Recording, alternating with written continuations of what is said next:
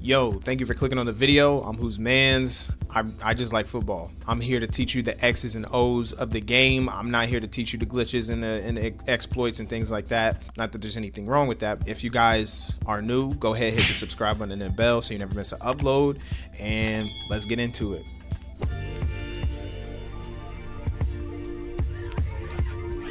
What's up? First and foremost, we got to give glory to God. Thank you for everything we got today. So we're going to get into this Madden 26 gameplay deep dive. Really good stuff. If you guys want to go ahead and read that. I also want to preface this and say that I'm taking all this with a grain of salt, but it sounds great. It sounds like they're really trying to move in the right direction. Let's start off with some of the talking points that I want to bring up. I'm not going to bring up everything. I haven't even played the beta. I know the beta came out yesterday. I ain't get no codes. I haven't played nothing. But first I'm going to start off with the playbooks, and I'm going to kind of move down. I have this sorted out in a certain way, but playbooks, I'm seeing that they're adding 1,000 new plays. They got the motions as shifts, and I think that's going to be important offensively to kind of suss out what the defense is doing. The more I dig into all 22 footage and what teams do in the beginning versus what they do in the end, a lot of motions and shifts to kind of suss out what the defense does in these motions, what their tendencies are when they move certain players. They're not just shifting just to see, they're shifting certain players, you know, they're changing formations. So when you hear the double motions, it's more so of like, hey, we're going to start out in this play, we're going to shift to another play and then shift a person, right? Because that's what that is. Defensively, I think those shifts and motions and shifts that we're going to be able to do is also going to be able to confuse your opponent, right? Personally, when I'm playing Madden, I didn't see a lot of people using that. I can't remember if it was like Madden 10 or Madden 11. They had the amoeba defense, which Dick LeBeau kind of, I'm not going to say made popular, but he used a lot around that time. And you know, you didn't know who was sitting where and doing what, and they were just kind of moving around. So hopefully that's what that means as well, as we're going to see that also on defense. There were some pre-snap motion type plays, but it happened so quickly. I think it would be pretty cool to see that kind of organically happen, to where, you know, they come out and then you see them moving around and they shift maybe at the snap of the ball in a certain way. I don't know. I think that would be cool. They also mentioned stunts and twists, which I have a whole video that I'm planning out once Madden comes out. If it's in college football, I don't know. I'll have to watch the deep dive for college football, but I have a whole video planned out for that, where I'm going to go over the stunts and twists and when to use them, why to use them, all that good stuff. With that, the stunts and twists, I want to get into the blocking, because there's a lot of interesting things that was said with blocking that I haven't heard yet, which it's gonna allow me to get more into pass blocking, and I think you're gonna see an improvement. Hopefully, like I said, I'm taking this with a grain of salt, but hopefully you're gonna see an improvement in the outside run containing. I used to always talk about there's no flow with the play, right? So if you have an outside zone or a stretch or something like that, the defense needs to be able to flow to the ball, but it seemed like Madden 25 and back, they would move, and as soon as they get blocked, they're just stuck. All momentum's lost. They're running stuck. Taking it with a grain of salt, because they said that stuff with Boom Tech. Got him! But in principle, this would be great. So in order to kind of use this block steering, if you're using, you're going to use the left stick to steer the blocker into the backfield, side to side, or like a bull rush in a pass game. You can use the button press technique in the run game. So basically what you usually see in like training camp footage is the players kind of like getting up into an alignment, and you see them like peeking, right? Boom, get off to the side. So I think you're going to see that a little bit more in the run game, which will help, because it always felt like if you had somebody in the correct position, they never could get off the block, or at least try to get off the block. You know, I want to see them at least try to get over or try to, like boom, and then something like that. So I also want to note that something that I found was the second application is more for the second level of the defense when running laterally to make a play to the outside or trying to get downhill to fit a gap on defense. You'll now keep your direction and momentum when you engage in a block instead of feeling like you're getting snatched or held with no way to control your movement. You'll have to use the left stick to control the move of the block.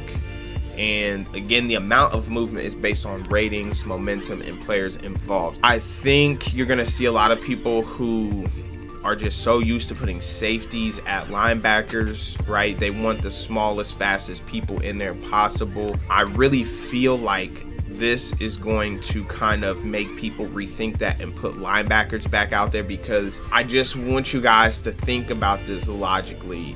Yes, they're faster, they have a better chance of getting out of the way. However, when things are going north and south, you can't outspeed, going in a straight line. I beg your pardon? You have a 200-pound safety in the box going against a 320-pound, 315-pound lineman. He's gonna get, tossed out the club, Jazzy Jeff style. I think you're really gonna see this a lot more. Once again, I'm taking it with a grain of salt. You'll see this a lot more in those situations where you're running between the tackles. They're coming out in dime. That was also one of the biggest frustrations, where it's just like, dime is never going to be a good, I don't care if you have everyone fit the gaps the correct way. It's never going to work, because you have 3 big guys against the 5, and then the rest of those are too small. You're giving up at least 100 pounds. At the very least, you're giving up 100 pounds. I think the nice thing I saw in that too was that it's not just users. I ain't gonna lie, I'm getting cooked. Users that are taking advantage of this block tearing. It's gonna be AI as well. So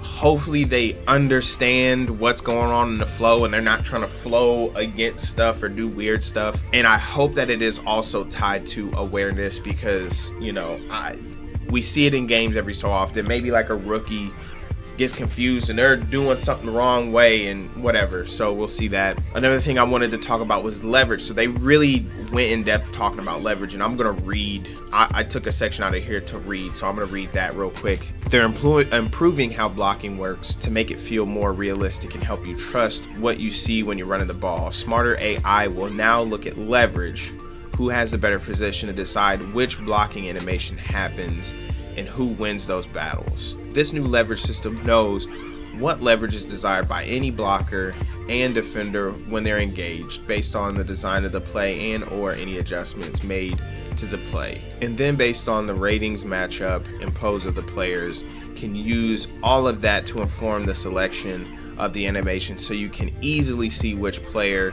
the blocker or the defender, wins the gap. For example, if the offense wants to run a zone run in the B gap versus a 3 technique, defensive tackle, the guard is attempting to get his head to the play side of the 3 technique so they can win the B gap.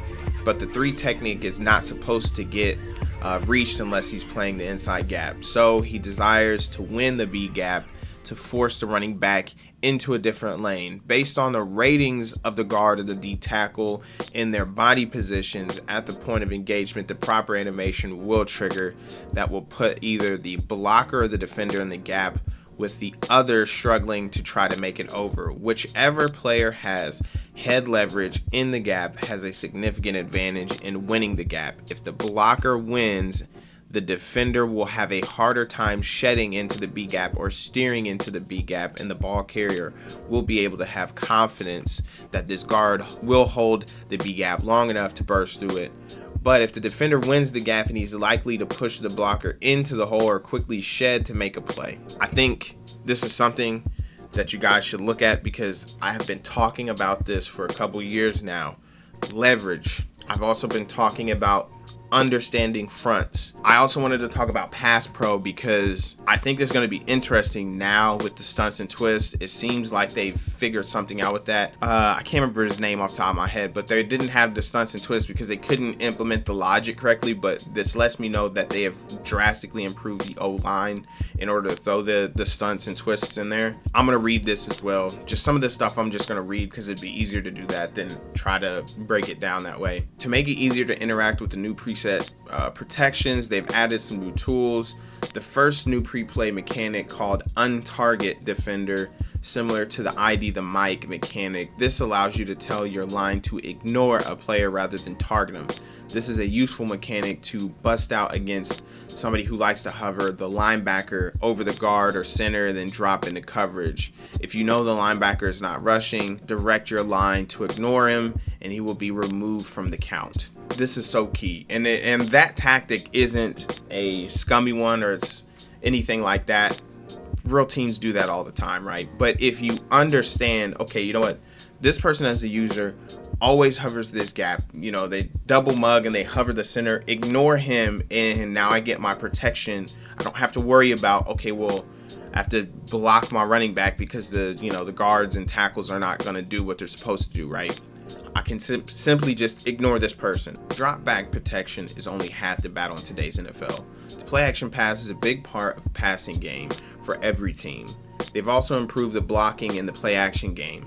With the new block targeting system they've introduced in Madden 25, every core run scheme in the game uses scheme-specific rules to modify targeting to account for as many defensive fronts as possible. This year, they've extended that same run block targeting to play action passes, along with the new logic and animations, so that the play action will look exactly the same as the run they're trying to simulate. You'll see the line reach blocking the defense on bootlegs, unblock backside defenders using the skate technique while deciding whether to play the run or the pass, and seamless run block double teams to bait linebackers. I think this is also going to be very key, and I think when I start using this wide zone scheme, I think there's going to be a little bit more effectiveness in play action. I've never really felt like the play action was very effective because sometimes it looked very obvious to me when there's a pass, when the tackles are just dropping back super quick like that. I think there's going to be times when you see, okay, this does look like the run. Hopefully the camera does a good job with that, but I feel like play action was just never really effective enough. So hopefully we will see this improvement, and I think this will be nice, especially when it comes to that like West Coast style offense, which definitely uses a lot of that. One last thing when it comes to the whole stunts and twists and the trenches is the improved AI. So they really hunkered into the run fits. They mentioned that they improved the run fits, and they've done a whole data deep dive on gap responsibilities for each player One thing that I noted was that they'll see run defenders far more aggressive and getting downhill. That was one big thing. I think I also mentioned that it felt like linebackers were way too passive in a run game, and they never really attacked the gaps. They just waited until they got blocked. They also mentioned something that I really like hearing as well. The majority of the gap assignments have been designed to be sound versus RPOs. A and B gap defenders will also be more aggressive in playing the run first. The C, D, and E gap coverage defenders will look to play the pass first if their first key runs a route, but they will play the run if they read a block. Keep in mind, as mentioned, with real-time coaching AI, we now use play calling and adjustments just like a user would to defend repetitive plays. In this deep dive, I noticed that they're really getting on this repetitive plays. They want people to, I think they really want people to use different plays. I think they want people to like dig into the playbooks.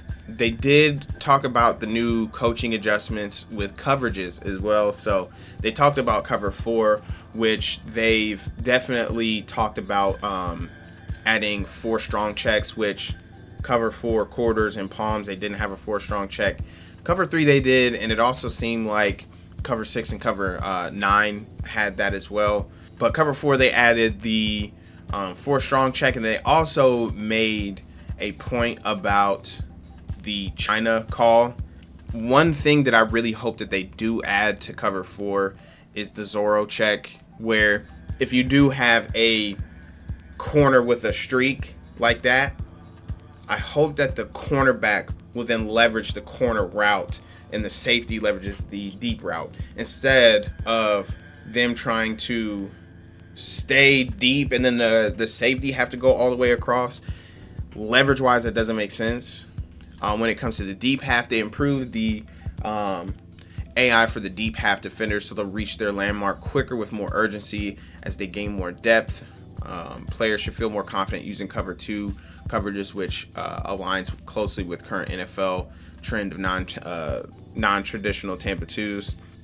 I think a really cool thing that they've added, which I'm going to talk about really quick, was what you can do with the safety. So I'm going to talk about this real quick. All right, so I'm doing this in post because I was rambling, but basically the adjustments that you can do with your safeties, which is going to be really great, is you can have them play deep, which is 25 yards off the line, a prevent style, which is 32 yards off the line, tight, which is 5, or close, which is 8. And then in addition to that, you can have them playing spread, wide, or pinch. You can even adjust the midpoint. So, if you want them to play to the left, to the right, to the strong, which is the passing strength, or the weak, which is away from the passing strength, or if you want to have them play to the field or the boundary, you can do that. This is going to be great for the instances of when people like to put their trips to the boundary and run a lot of crossing routes to the field. You can now have your safeties to the field, or if they're in a lot of 2x2 sets and they're just running a lot of corner routes by number 2, you can have your safeties play a little bit wider, or maybe you can have them play wide and pinched maybe. I don't know. We'll have to see. I haven't played the beta, but having more freedom with where you're putting your safeties without have to manually, move them over there. And then understanding that the leverage also matters is going to be great for that. So lastly, they talked about man coverage, and I was talking about leverage mattering a lot more. So they really mentioned a lot about revamping the whole cut system, right? And it seems like the man coverage and the zone coverage is really going to matter this year, hopefully, and route running, in that I believe, because currently right now, a lot of people prefer fast cornerbacks over good cornerbacks, right? I've seen a lot of videos where people will take out an 88 overall corner because he has, 89 speed or something like that, and put in like a 67 overall corner who has 95 speed, for instance. And I've never understood that, but hopefully what this means is that 89 overall cornerback will always feel better than the 67 overall quarterback with, the 95 speed, right? They talked about how there's a higher chance of a wide receiver with a higher route running getting open, and it also affecting how the cornerback is cutting, so if the cornerback doesn't cut, if the cornerback has a bad man coverage rating and the wide receiver has a really good route running rating, when they make those cuts, they may stumble or they may trip up on some of those, because when you watch games in real life, that happens sometimes, especially with your cornerbacks that aren't starters, right? They sometimes have just a misstep, or they get caught off guard, and now the wide receiver is really open. So hopefully that's what that means going forward, right? They also talked about how if the DB is not looking at the ball, he's not going to be able to catch the ball.